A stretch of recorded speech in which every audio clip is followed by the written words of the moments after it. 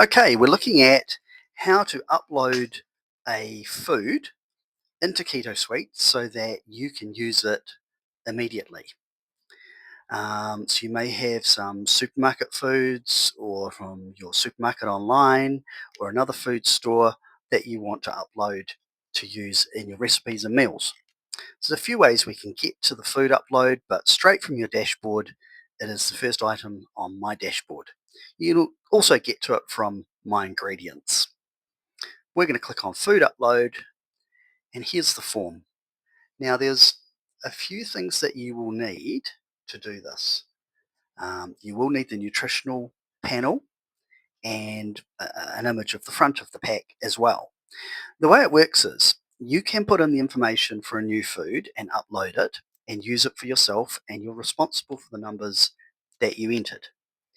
Once that food is approved by one of our KetoSuite dietitians, it becomes available to everybody in your country.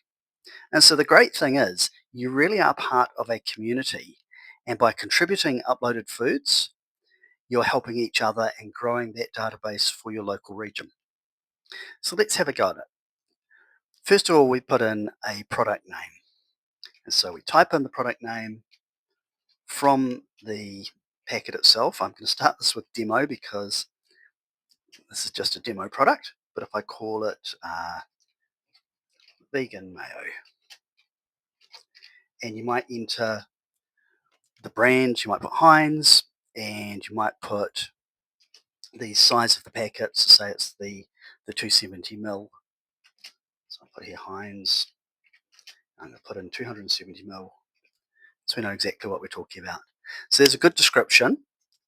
And then we enter from the nutritional panel, we're going to enter the serving size.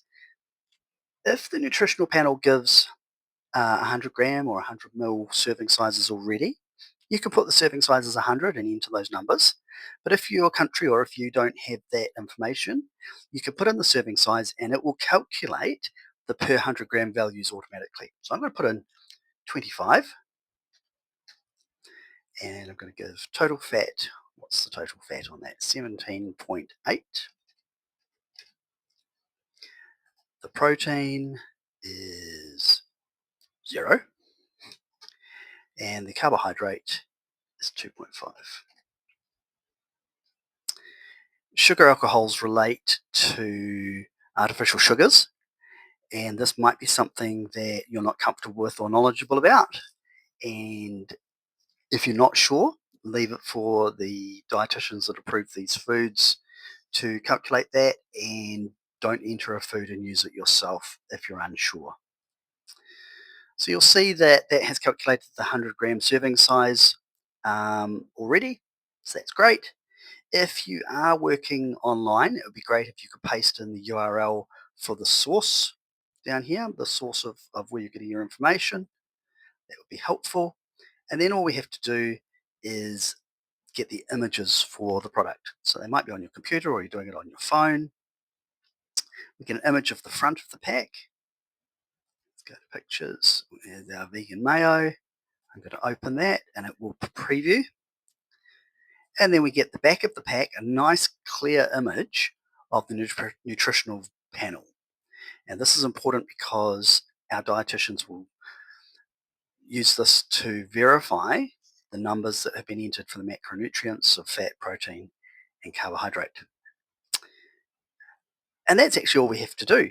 We now hit upload food and it will upload it.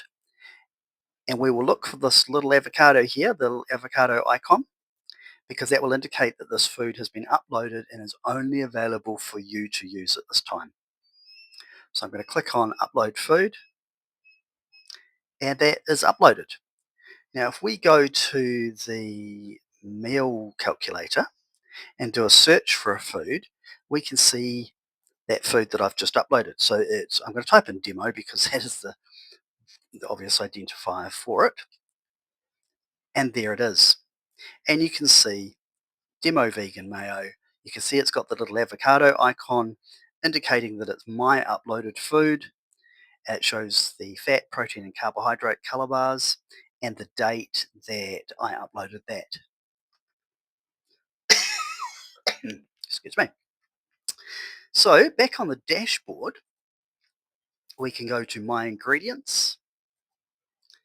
And at the top here, we can do obviously the food lookup that we talk about in another video. And the food upload is where we've just been. But now you'll see that my pending uploaded foods has anything that I've uploaded that is pending. And so you can see what you've put up and what foods are there just for you. So that's how you upload foods directly to the food database. If you are wanting to see what's already in the database, then watch the video on food lookup and you can see what's in the food database for your country. And it's a good thing to do before you go to the effort of uploading foods again. See if they're already there, if someone else has already put them in. And just want to say we really appreciate it when people upload foods and contribute to the community because at the end of the day it helps everybody.